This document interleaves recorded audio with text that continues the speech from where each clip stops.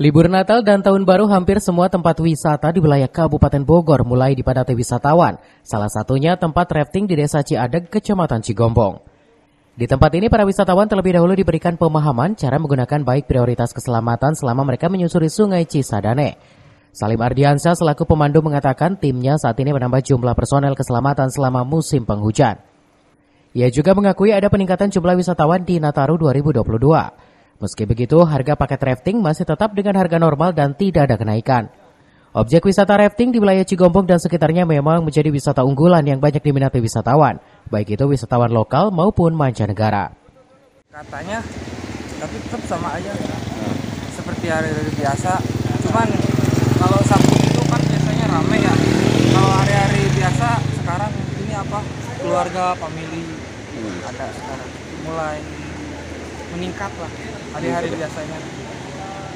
Sama aja harga sama aja.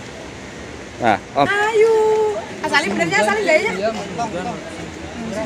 kita kalau persepsian di musim hujan tuh lebih ini ya, safety-nya dari tim rescue-nya lebih banyak.